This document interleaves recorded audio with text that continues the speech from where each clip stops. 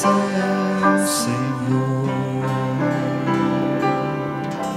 Amém. Podem sentar, irmãos. Quero convidar o pastor Almir para trazer a pregação da palavra do nosso Deus.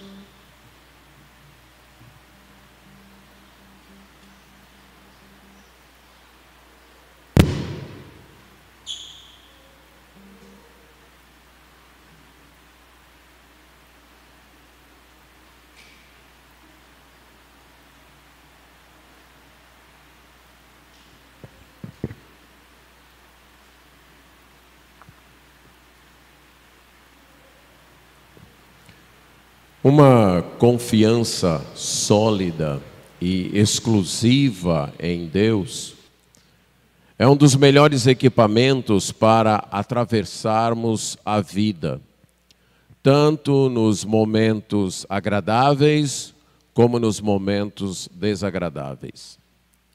Satanás sabe disso, que nossa fé exclusiva em Deus é uma arma de grande valor.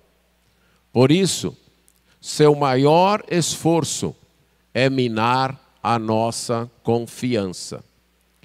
E para conseguir seu intento, ele faz uso de duas estratégias: perseguição e sedução. Ameaça e afago. Crítica e elogio. Tempestade ou uma falsa bonança. Isso foi demonstrado nos últimos capítulos da primeira parte do livro de Isaías, 37, 38 e 39. Aliás, 36, 37, 38 e 39. O reino de Judá, naquela época, liderado pelo rei Ezequias, enfrentou a perseguição na forma da ameaça à Síria e também de uma doença do rei Ezequias. Diante dessas duas ameaças, Ezequias reagiu com uma profunda confiança em Deus, buscando a Deus em oração nas duas ocasiões. No capítulo 39, temos o relato da aplicação da segunda estratégia de Satanás, a sedução. Como será que Ezequias reagiu com a aplicação dessa nova estratégia? Vamos ler o capítulo 39 do livro de Isaías.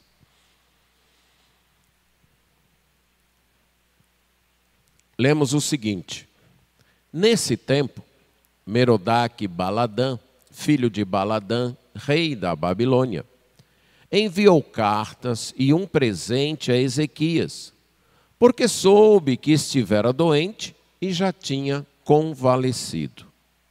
Ezequias se agradou disso e mostrou aos mensageiros a casa do seu tesouro, a prata, o ouro, as especiarias, os óleos finos, todo o seu arsenal e tudo quanto se achava nos seus tesouros. Nenhuma coisa houve, nem em sua casa, nem em todo o seu domínio, que Ezequias não lhes mostrasse. Então Isaías, o profeta, veio ao rei Ezequias e lhe disse: que foi que aqueles homens disseram? E de onde vieram a ti? Respondeu Ezequias: de uma terra longínqua vieram a mim, da Babilônia. Perguntou ele: que viram em tua casa? Respondeu Ezequias: viram tudo quanto há em minha casa. Coisa nenhuma há nos meus tesouros que eu não lhes mostrasse. Então disse Isaías a Ezequias: ouve a palavra do Senhor dos Exércitos. Eis que virão dias em que tudo quanto houver em tua casa, com que entesouraram teus pais até ao dia de hoje, será levado para a Babilônia. Não ficará coisa alguma, disse o Senhor. Dos teus próprios filhos que tu gerares, tomarão para que sejam eunucos no palácio do rei da Babilônia. Então disse Ezequias a Isaías: Boa é a palavra do Senhor que disseste. Pois pensava, haverá paz e segurança em meus dias. Vamos orar. Senhor nosso Deus, temos a Tua palavra diante de nós e carecemos da assistência do Teu Espírito Santo para compreendê-la, explaná-la, amá-la e vivê-la. E é isso que nós pedimos agora, em nome de Jesus. Amém. A sedução é uma das estratégias de Satanás para minar a nossa confiança em Deus. E baseado nesse relato do exemplo do rei Ezequias, eu quero destacar 2 aspectos da aplicação dessa estratégia. O primeiro deles é que a sedução revela o nosso coração. Quando Satanás se aproxima de nós, usando a estratégia, usando a tática da sedução, isso oportuniza que o nosso coração se revele, que o que há no nosso coração, os nossos desejos mais íntimos, se tornem públicos. Esse capítulo 39 é uma narrativa, desde o capítulo 36, nós temos no livro de Isaías uma escrita em narrativa, e aqui no capítulo 39, ele faz uma transição, este relato faz uma transição entre as primeiras profecias escritas, primeira parte do livro de Isaías, que é composto de profecias dirigidas à sua própria geração, ao povo do tempo de Isaías, na forma de advertência, alertando aquelas pessoas a confiarem exclusivamente em Deus, a buscarem apenas a Deus para seu socorro e ajuda. Isaías faz isso tanto proclamando o juízo de Deus que há de vir, como também anunciando a salvação e a oportunidade de arrependimento para aquele povo. A segunda parte, que começa no capítulo 40, nós temos as profecias de conforto que Isaías faz para o remanescente de sua época, isso é, para os fiéis de sua época, para aqueles de sua época que não seguiam a maioria de buscar socorro além de Deus, mostrando que o juízo viria. Já que o povo, em sua maior parte, teimava em ser desobediente, o juízo viria. Mas o juízo não seria a palavra final de Deus. Então essa segunda parte diz para aquela sua geração, o juízo virá, mas não será o fim. Deus ainda vai restaurar o seu povo. Nessa segunda parte, a perspectiva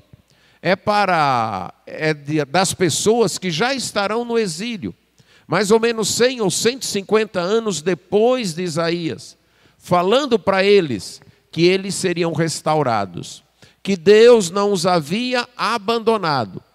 Mas isso também servia para a geração da época de Isaías, dizendo, não percam a esperança, permaneçam fiéis, apesar da maioria estar sendo infiel, permaneçam fiéis, porque o juízo de Deus não será sua última palavra para o seu povo.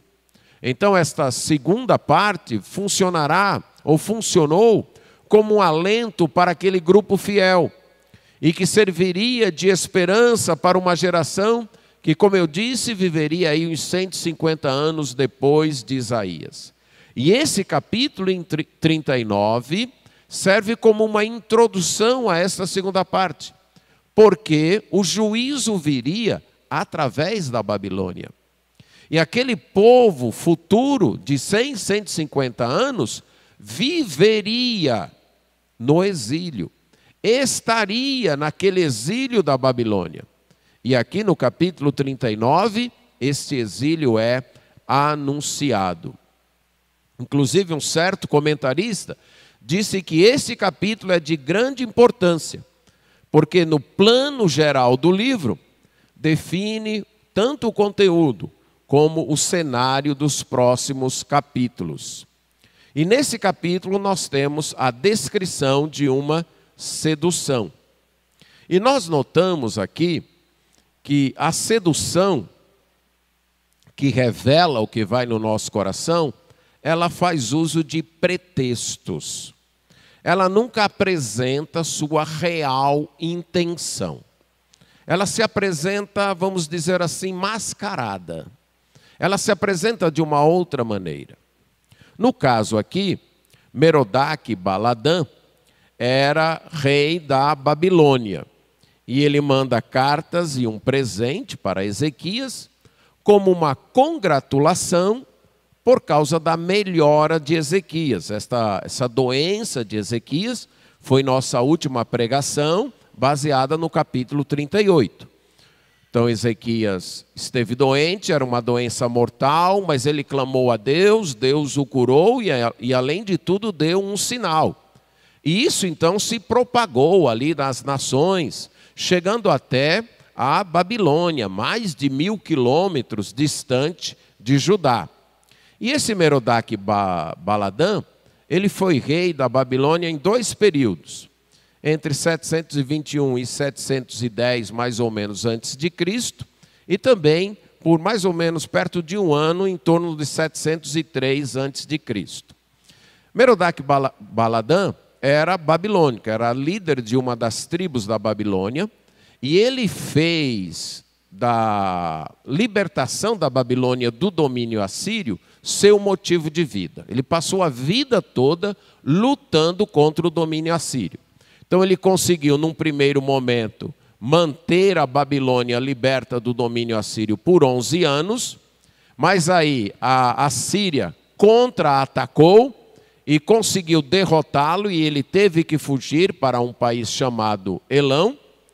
Quando aquele rei que o derrotou, aquele rei da Síria que o derrotou, morreu, apoiado pelos elamitas, ele lidera novamente uma revolta e consegue então, nesse período de mais ou menos 1 ano, manter a liberdade da Babilônia. Ele consegue vencer os assírios. Mas ele sabia que os assírios contra-atacariam. Que o rei Senaqueribe, que era o rei da Assíria na época, não iria aceitar a derrota assim, iria contra-atacar.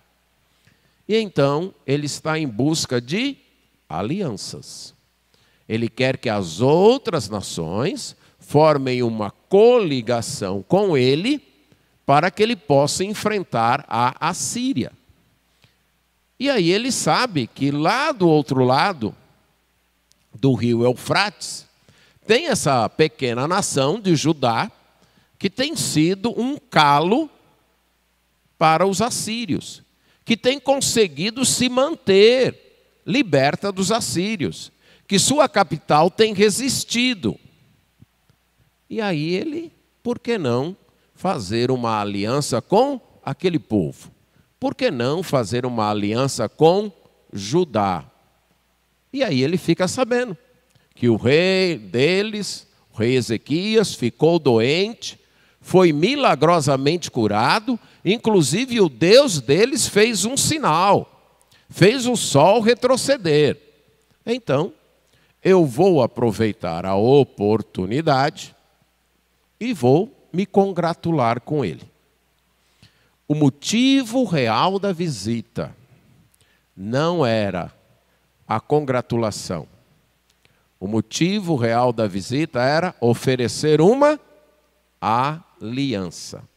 Tentar estimular Ezequias e o povo de Judá a fazerem uma aliança com ele para enfrentarem os assírios. E nós percebemos isso através de alguns indícios do texto que nós vamos mostrar. E a sedução, além de chegar de forma disfarçada, usando pretexto, ela oferece benesses. Aqui, ele manda uma carta, muito provavelmente é uma carta elogiosa, uma carta cheia de promessas, talvez de juras de amizade entre os dois países, e ele manda também um presente. Esse presente poderia ser de produtos típicos lá da Babilônia, ou poderia ser através de moeda preciosa, ouro ou prata. Mas o que Merodach-Baladã queria mesmo é que Judá pudesse fazer algum movimento de aliança com a Babilônia, e isso faria com que o rei Senaqueribe tirasse sua atenção de atacar a Babilônia, que ficava ao sul da Assíria, e se voltasse para o oeste para atacar aquelas nações que estavam do lado de cá, incluindo Judá. E ao fazer isso, o rei Merodach-Baladã teria tempo para se fortalecer ainda mais. Afinal, a outra guerra tinha sido há pouco tempo. Ele precisaria de recursos, de mais soldados, de mais armas para se preparar para uma nova guerra. Nós notamos, então, que ele está tentando usar Judá, usando uma expressão aqui do nosso país, como boi de piranha. Não sei se vocês conhecem essa expressão. É uma expressão um tanto antiga, mas ela se refere a quando alguém tinha que levar uma boiada de um lugar para outro e tinha que atravessar um rio, e nesse rio tinha piranhas. E se ele entrasse com toda a boiada dentro do rio de uma vez, o que aconteceria? As piranhas atacariam todos os bois. Não devorariam todos, mas fariam um grande estrago. Então, qual é a estratégia? Escolhe um boi, escolhe um lugar do rio e empurra aquele boi para dentro do rio. E aí as piranhas atacam aquele boi. Enquanto as piranhas estão atacando aquele boi, ele escolhe um outro lugar do rio e passa com toda a boiada. Então, essa é a expressão boi de piranha, um boi que é escolhido para ser devorado pelas piranhas, para poder deixar o restante da boiada passar. Parece-nos que essa é a estratégia de Merodach-Baladã. Fazer com que o rei Senaqueribe parta contra Judá, fazer primeiro com que Judá faça uma aliança com ele, com Merodach-Baladã, contra a Síria, e o rei da Assíria, Senaqueribe, parta contra Judá, e aí ele vai ter tempo para se preparar. E além disso, quando o rei Senaqueribe voltar para atacá-lo, vai voltar mais enfraquecido de uma outra guerra. E creio eu que o rei Ezequias viu a proposta de aliança. E por que eu creio? Porque ele mostra todo o seu tesouro, todas as suas armas. Uma mera visita de cortesia não produziria isso.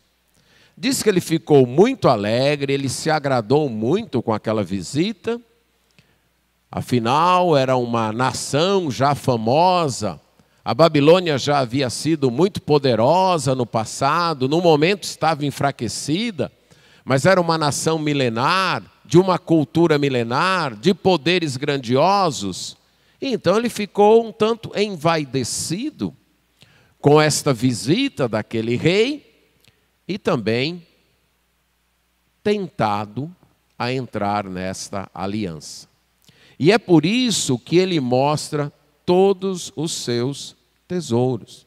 É como se ele mandasse, através daqueles mensageiros, a seguinte mensagem para Merodach-Baladã: olha, eu tenho recursos para entrar numa aliança.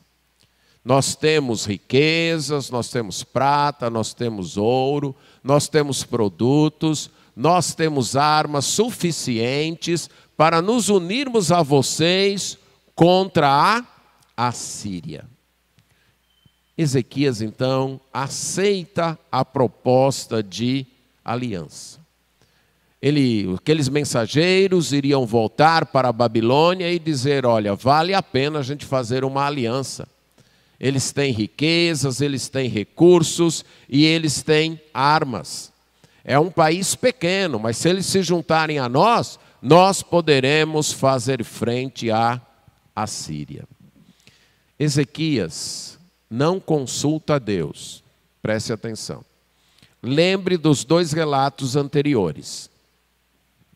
Quando Senaqueribe atacou Jerusalém, Ezequias foi consultar o profeta Isaías. Estão lembrados?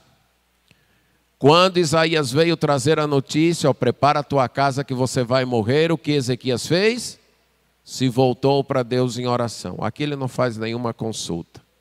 Ele se empolga, ele se alegra e sai mostrando tudo para aqueles mensageiros que ele mal conhecia. Ele aceita a proposta de uma aliança. Durante todo o ministério de Isaías, ele esteve advertindo o povo de Judá de que não fizessem aliança. Eles não precisavam de aliança. Eles já tinham uma aliança. Eles já tinham uma aliança com Deus que foi feita lá no Sinai. Uma aliança já de muito tempo. E Deus tinha sido sempre fiel a esta aliança. Eles não precisavam de fazer mais nenhuma aliança com nenhuma outra nação. E aqueles que têm acompanhado as mensagens aqui, têm visto que Isaías tem sempre batido nessa tecla. O rei Acás fez uma aliança com a Assíria. O rei Acás, que era antes de Ezequias. E o que aconteceu? A Assíria veio e dominou a maior parte do território de Judá. Tentaram uma aliança com o Egito, e de que serviu? Só perderam tempo e dinheiro, mas não trouxe o socorro necessário. Mas a sedução, irmãos, se mostra muitas vezes mais efetiva da perspectiva de Satanás do que a perseguição. Parece que o povo de Deus resiste um pouco melhor à perseguição do que à sedução. Parece que o povo de Deus sabe viver mais temente a Deus em tempos difíceis do que em tempos fáceis. Ezequias, que havia resistido período de perseguição, aqui cede. Veja a interpretação que o autor de Crônicas vai dar a esse episódio, lá em 2 Crônicas, capítulo 32. Nessa parte, o autor está descrevendo exatamente o reinado de Ezequias. E ele não poupa elogios a Ezequias. Tanto o autor de Reis como o autor de Crônicas manifestam uma grande admiração pelo rei Ezequias. Ele fez reformas no templo, ele produziu um reavivamento no povo, ele celebrou uma grande Páscoa. Mas nesse episódio, veja no verso 25 do capítulo 32 de 2 Crônicas, depois de falar da cura que Deus operou, no verso 24 você tem um relato de que Ezequias adoeceu e ele clamou a Deus e Deus lhe deu um sinal. Aí nós vemos no 25. Mas não correspondeu Ezequias aos benefícios que lhe foram feitos, pois o seu coração se exaltou, pelo que houve ira contra ele e contra Judá e contra Jerusalém. Ezequias se exaltou. É interessante a gente imaginando a situação, aqueles mensageiros da Babilônia chegando para o rei Ezequias e se congratulando pela cura, que o esperado seria Ezequias falar: deixa eu testemunhar como foi a minha cura. Deixa eu dizer para vocês como o meu Deus me curou. Deixa eu mostrar o relógio de Acás, que ele fez voltar 10 graus lá para provar para mim que ele ia me curar. Deixa eu chamar aqui o profeta Isaías, que foi quem trouxe tanto a mensagem da doença como a mensagem da cura, e que indicou o remédio que traria cura para mim. Mas ele não faz nada disso. Ele não testemunha a graça de Deus. Ele apresenta as suas realizações. Ele apresenta os seus recursos. Venham aqui ver o tanto de óleo que eu tenho, óleo precioso, especiarias, prata, ouro. Venham aqui na minha casa das armas, nos meus quartéis. Venham aqui ver o tamanho do meu domínio. A sedução tem esse poder de despertar, ou melhor, de despertar não, de revelar o orgulho do nosso coração. Muitas vezes a gente vê alguém numa situação de aperto, numa situação de dificuldade, lutando para se manter, e essa pessoa age com uma dependência de Deus, com uma humildade admirável. E aí Deus abre uma porta, e aquela pessoa consegue uma situação melhor na vida, consegue uma situação mais favorecida, de maior largueza, e ao invés de tributar o seu sucesso a Deus, ele diz, isso aqui fui eu que estudei isso, eu que fiz aquilo outro, eu que fiz aquilo outro. A sedução. Não é que aquela pessoa antes não era orgulhosa, não é isso. Ela sempre foi orgulhosa. Só que no aperto, ela não tinha oportunidade de mostrar o seu orgulho, mas o orgulho estava lá. Aí quando veio o tempo bom, o tempo da bonança, aí agora eu posso falar com largueza. Foi isso que aconteceu com Ezequias. A sedução abriu a porta do seu coração e evidenciou o orgulho, a exaltação que estava lá. Nós devemos ser vigilantes, não apenas nos momentos difíceis, mas especialmente nos momentos de sucesso. Nos momentos em que tudo está indo bem. Porque é exatamente nessa hora, quando a gente pensa que o inimigo já está na lona, a gente baixa a guarda e lá vem um soco que nos coloca a nocaute. É exatamente quando o inimigo parece estar dominado, que tudo está indo bem, que a rasteira pode chegar e nos colocar no chão. Vejam ainda nesse mesmo capítulo 32 de Crônicas, o verso 31. Só para percebermos como o autor de Crônicas nos conta esse relato, vamos ler o 30 e o 31 do capítulo 32. Também o mesmo Ezequias tapou o manancial superior das águas de Giom e as canalizou para o ocidente da cidade de Davi. Ezequias prosperou em toda a sua obra.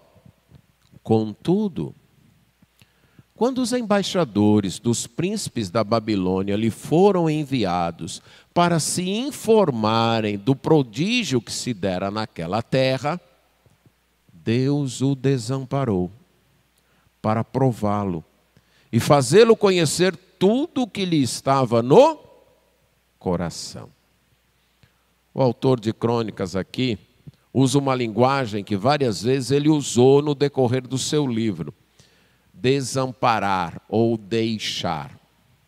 E sempre que ele usa no livro esta linguagem, por exemplo, no capítulo 15 do 2 Crônicas 2, capítulo 24, verso 20, de Deus deixando o seu povo, esse deixar de Deus é porque o povo deixou antes. Veja lá, capítulo 15 aí de Crônicas, verso 2.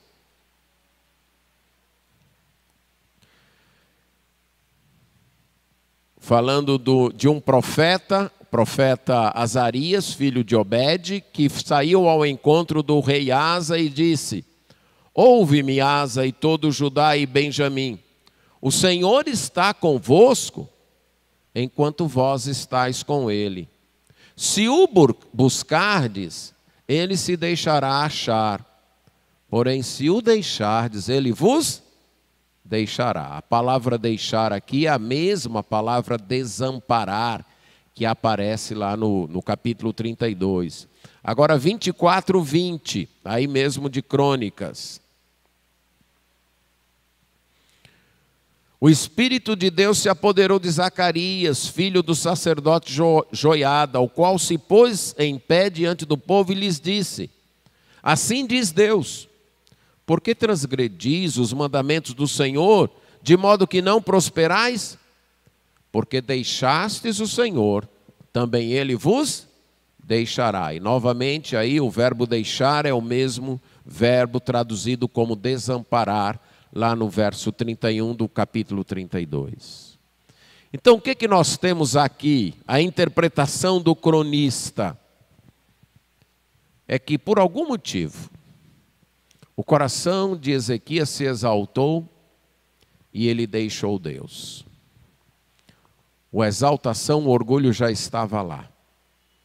Ele já estava começando a confiar nos seus recursos, na sua capacidade, nos seus bens guardados, nos seus exércitos, nas suas armas.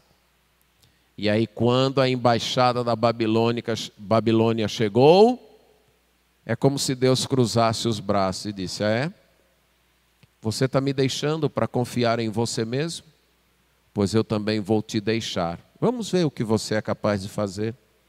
Vamos ver como você se vira nessa situação. E isso foi a queda de Ezequias nesse momento. Ele havia deixado Deus no seu coração. Ele havia dado vazão ao orgulho, à exaltação, à prepotência, a achar que não precisava mais de Deus. Já estava no estágio em que não precisava mais de Deus. E lá, voltando a 2 Crônicas 32, 31, diz que Deus fez isso para prová-lo, para testá-lo, para que ficasse claro, ficasse público o que estava no seu coração. Algumas vezes, o nosso coração é resguardado pelas situações externas. Por exemplo, talvez alguém nunca roubou porque nunca teve oportunidade de roubar. Mas a cobiça está lá no coração. Entendem isso? Está lá no coração. Agora nunca surgiu a oportunidade. Mas está lá.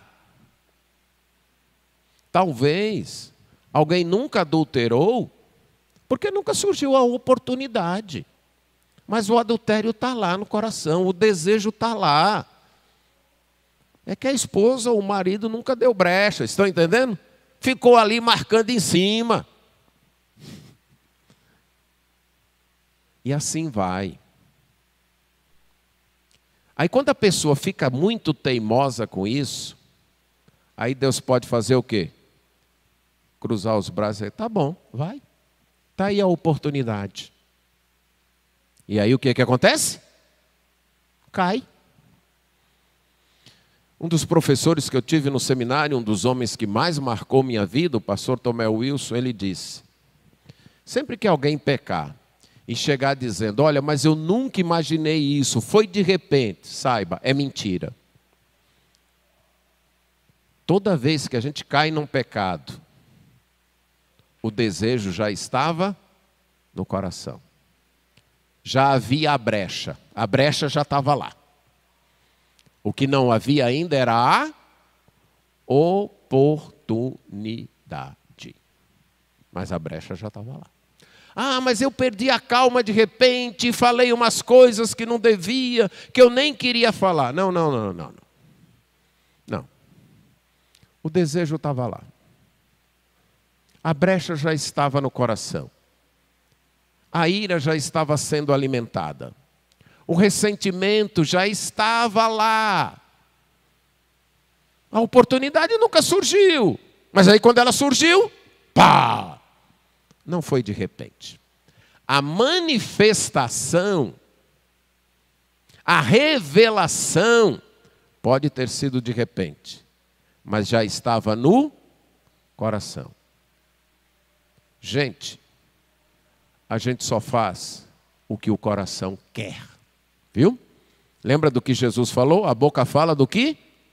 O coração está cheio. De onde é que procedem os maus desígnios? Do coração. que diz Provérbios? Acima de tudo que você deve guardar, guarda o quê? O teu coração, porque dele procedem as saídas da vida.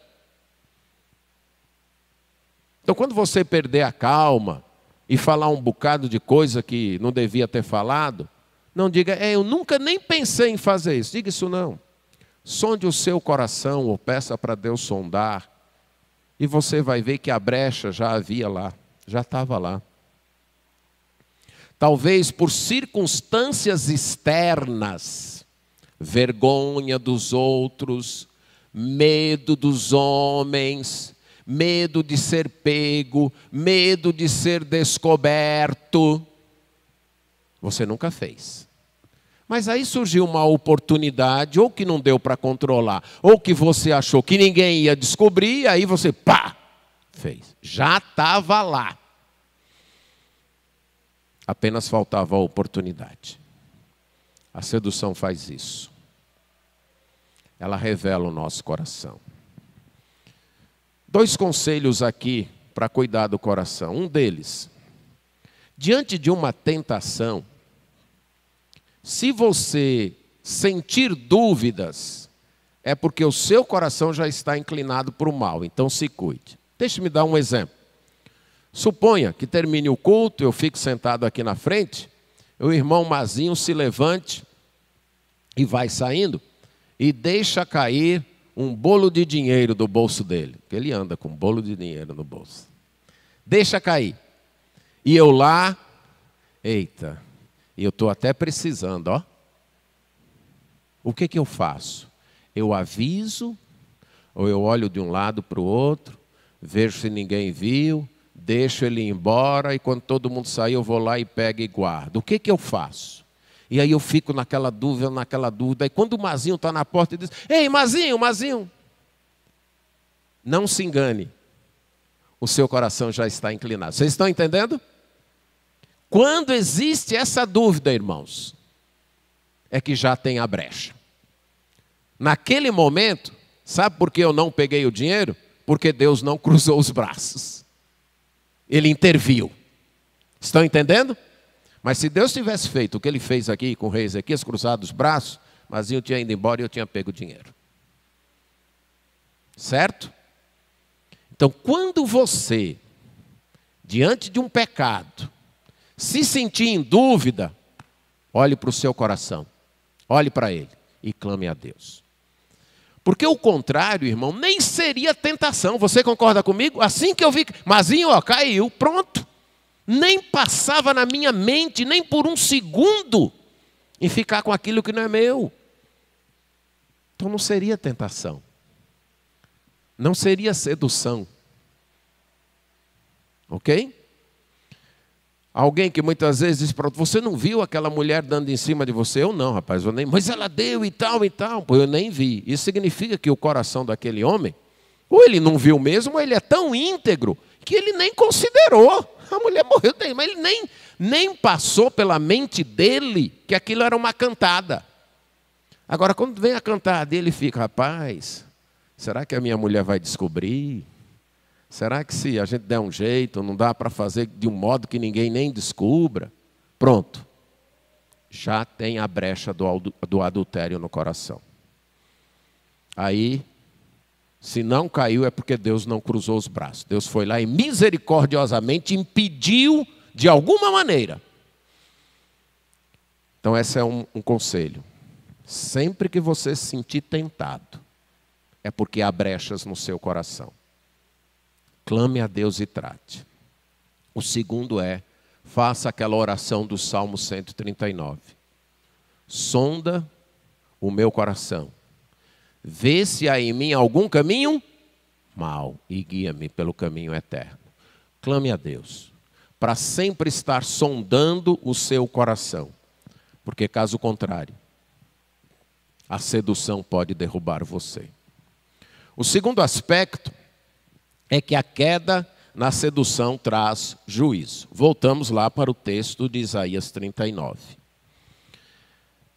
Aí Isaías, depois que a embaixada vem, deve ter tido festa, jantares, né? Lembra que a narrativa é resumida, eles não contam tudo.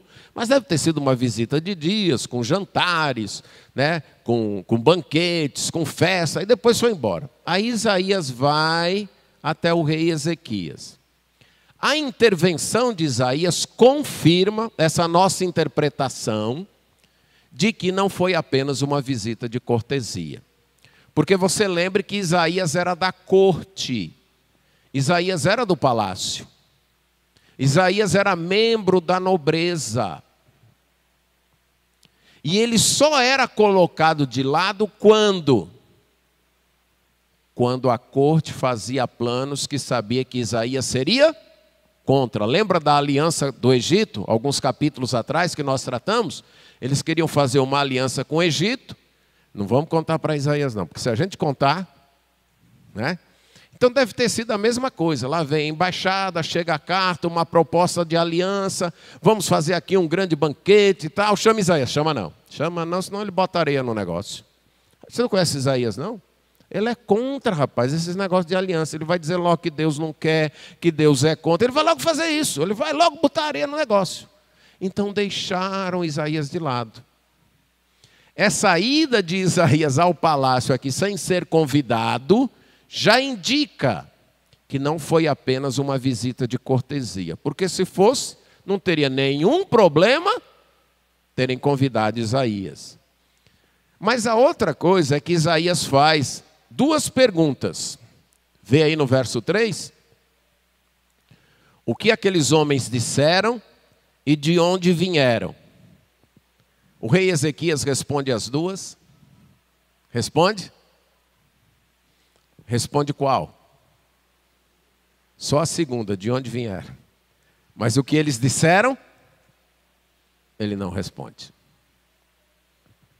Ele disfarçadamente dá um jeito de só falar a segunda. Não, eles vieram de uma terra longínqua, lá da Babilônia vieram a mim. Sim, o que vocês disseram? Ele não conta. Ele não diz. Aí, Isaías faz uma terceira pergunta. E o que foi que eles viram? Ah, eles viram tudo quanto vai em minha casa. Coisa nenhuma que eu não mostrasse para eles. Eu mostrei tudo. Aí Isaías diz, olha, Deus tem algo para te dizer. Você não consultou Deus. Você não perguntou o que deveria fazer com essa embaixada. Você botou os pés pelas mãos, foi fazendo aí sozinho. Mas deixa eu te dizer, Deus tem uma palavra para te dizer. Não é porque você não consultou Deus, que Deus não tem uma palavra para dizer. Vamos lembrar disso. Mesmo quando a gente não consulta Deus, Deus tem algo a nos dizer. Mesmo quando a gente ignora. Faz do nosso jeito, sem perguntar para Ele o que Ele quer que a gente faça. Ele tem algo a nos dizer. Aí Isaías diz, olha, sabe o que o Senhor dos exércitos, o dono de todos os poderes, de todas as forças, aquele que não quer que o seu povo faça aliança com ninguém, porque Ele é suficiente para proteger o seu povo, sabe o que Ele diz? Que no futuro vai chegar um tempo em que tudo que você tiver na sua casa, tudo que os teus pais, os reis que passaram, guardaram como tesouro aí, vai ser levado lá para a Babilônia. Não vai ficar nada aqui. Sabe isso que você se orgulhou e mostrou os teus tesouros, tudo que você tem, as tuas armas, o teu ouro e a tua prata? Sabe o que vai acontecer? Um dia a Babilônia vai pegar tudinho isso aí. Vai levar embora. Não vai ficar nada. Aquilo que você acha que é a tua segurança, que é a tua garantia, que é a tua realização, que é fruto do teu esforço, do esforço dos teus pais, aquilo no qual você se apoia, que você se garante, sabe o que vai acontecer? Não vai sobrar nada. A Babilônia vai levar tudo. Vai destruir tudo. Não vai ficar um níquel aí nesses teus tesouros. E 100 anos depois, irmãos, isso se cumpriu. Até o templo foi derrubado pelos babilônios. E todo o tesouro do templo, os vasos, o ouro, até o bronze das colunas, Nabucodonosor, o futuro rei da Babilônia, mandou cortar e levar tudo lá para a Babilônia. Quando a gente cai na sedução, irmãos, o juízo vem. O juízo vem. E aquilo no qual a gente se orgulhava, se achava, se garantia, mostra que não serve para nada. Até os teus filhos, os teus descendentes, serão eunucos. A palavra eunucos aqui, na Bíblia, ela tanto é usada no sentido que a gente entende de eunuco, isso é, de um homem que é castrado para poder trabalhar para o rei no harém, quer dizer, então, pegavam alguns escravos, castravam, pronto, agora já que você está castrado, você não oferece nenhum perigo, você pode ir lá administrar o harém do rei, certo? Então esse é um tipo de eunuco. Mas a palavra também é usada na Bíblia num outro tipo, de ser um oficial. Por exemplo, o Potifar, lá do faraó, é chamado assim, mas ele não era castrado, ele era casado inclusive.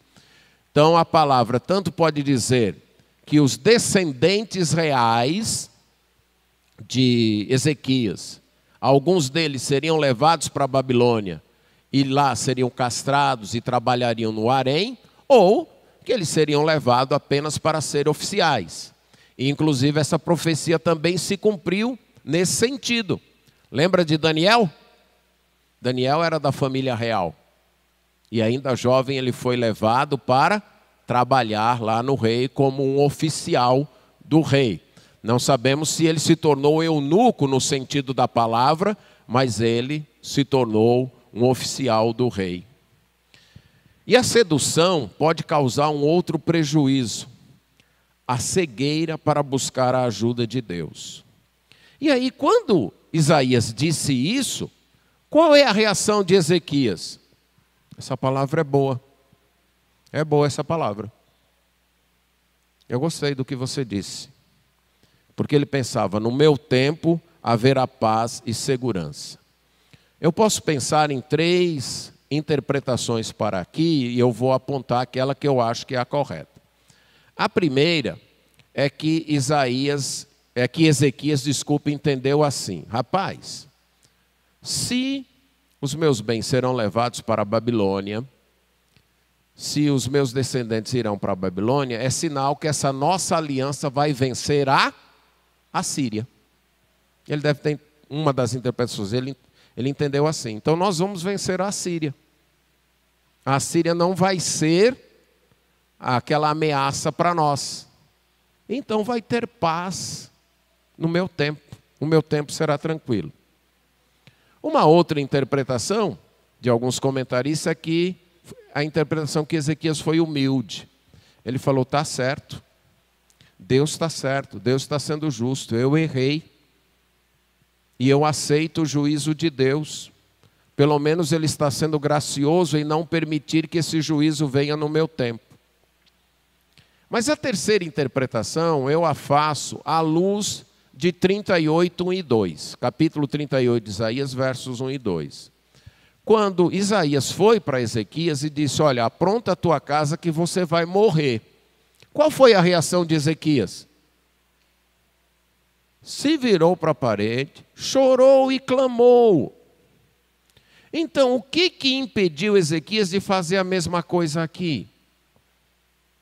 De quando Isaías disse para ele, olha, está vendo essa besteira que você fez? No futuro vai tudo ser levado para a Babilônia, até os teus descendentes. À luz da primeira reação dele no capítulo 38, o que ele deveria ter feito aqui? Caído diante de Deus, arrependido, e buscado que Deus mudasse aquilo. Que Deus operasse novamente um milagre. Mas ele não fez isso. E aqui eu cito um outro comentarista que diz assim: quando o orgulho substitui a humildade, quando a autossatisfação substitui a preocupação com os outros, porque Ezequias aqui não está nem um pouco preocupado com os descendentes dele, que sejam, que se tornem eunucos, está nem aí. Quando os nossos esforços, ou a confiança nos nossos esforços, substituem a confiança em Deus, então a sorte está lançada e a condenação está a caminho. Quando a palavra de Deus é recebida com presunção, com indiferença, ao invés de ser recebida com lágrimas e orações, quando a palavra é recebida com obstinação, então a própria palavra se torna obstinada. E o resultado são seus frutos amargos e os prejuízos grandes. A sedução pode fazer isso. Ela pode, de tal maneira, deixar o coração orgulhoso que ele fica endurecido e que ele não sabe mais o caminho do arrependimento. Ele sabe o caminho da indiferença. Ah, Deus falou, deixa Deus fazer. Paciência, fazer o quê? Ele disse que vai acontecer. Paciência. Ou Deus falou, mas eu vou trabalhar, eu vou continuar me esforçando, eu vou continuar nos meus propósitos para que isso não aconteça. Ao invés de se dobrar diante de Deus, arrependido e buscando a solução. Para finalizar, algumas outras lições. Segundo o argumento que todo o livro demonstra, fica claro, irmãos, que não se deve confiar no mundo quando ele se mostra amigo. Não se devia confiar nas nações da época, nem quando elas eram inimigas, nem quando elas se mostravam amigas. Porque quando elas se mostravam amigas do povo de Deus, é porque elas estavam interessadas em Deus? Estavam interessadas em outra coisa. Quando o mundo como mundo, mostrar algum apreço pelo Evangelho, uma de duas coisas está acontecendo. Ou nós diluímos o Evangelho de tal maneira que ele se tornasse palatável ao gosto do mundo, ou o mundo está interessado em outra coisa que não é o arrependimento e a fé em Cristo. Ok? Não vamos nos encantar. Ah, viu aí, o pessoal da mídia ou disso e daquilo agora está falando bem do Evangelho, está falando bem da Bíblia. Um pé atrás. Um pé atrás. Ou foi a mensagem do Evangelho que foi mudada para se tornar mais aceitável, ou que eles estão interessados em alguma outra coisa, mas não no Evangelho em si. O mundo não merece a nossa confiança. Não merece. Especialmente quando ele se mostra amigo. Nós não vamos provocá-los, nós não vamos atacá-los. Mas como Jesus falou, a gente tem que ser prudente como a serpente. Olho aberto. Se eles chegam com benesses, eles querem alguma coisa. E não é o Evangelho que eles querem. Porque eles são contra o Evangelho, pura e simplesmente. Mas uma segunda lição que eu quero extrair daqui é que uma falsa segurança pode levar ao orgulho e o orgulho pode levar a uma falsa segurança. Se torna um círculo vicioso. Você agora tem recursos, você agora tem bens, você agora tem um bom emprego. Então agora você acha que não precisa mais muito de Deus. Não precisa mais orar tanto. Não precisa mais ser tão devoto de Deus. As coisas estão mais ou menos encaminhadas, estão mais ou menos garantidas. Isso é orgulho. E o orgulho precede a ruína. Mas uma terceira, irmãos. Nós sempre somos vulneráveis ao pecado. Enquanto eu e você estivermos vivos neste mundo, nós sempre sempre seremos vulneráveis ao pecado. Você pode ter 30 anos de crente, 40 anos de crente, pode ter o tempo que tiver de crente. Não vacile. Conheça o seu coração. Ele sempre será vulnerável ao pecado. Sempre. Portanto, apegue-se a Deus. Consulte a Deus. Nunca se sinta independente de Deus. Quando vem um irmão cair, nunca diga, nesse pecado eu não cairia não. Nunca diga isso. Não diga. Porque se Deus cruzar os braços, o que vai acontecer? Você vai cair. Nós sempre somos vulneráveis. Enquanto aqui não há invulnerabilidade ao pecado, não há. Somente a graça de Deus nos preserva. Sabe por que eu e você não pecamos mais do que nós já pecamos? Sabe por quê? Por causa da graça de Deus. Só isso, só isso. Então continue dependente dela.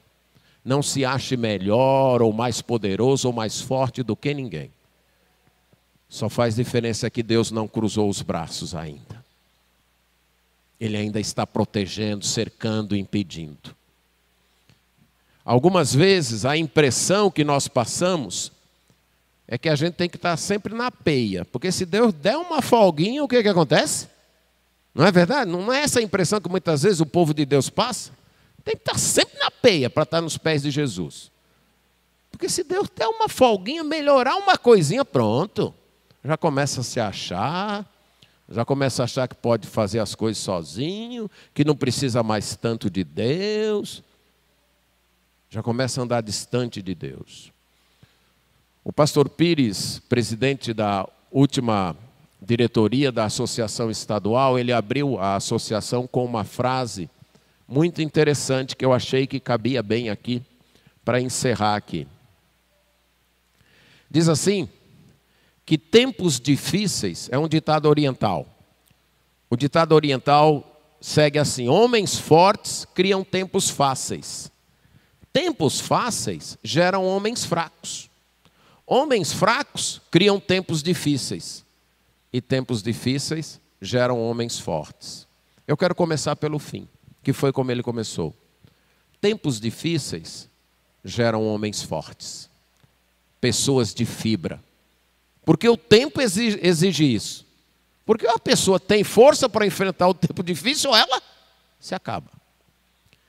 Mas aí esses homens fortes acabam mudando o tempo. E trazendo tempos fáceis.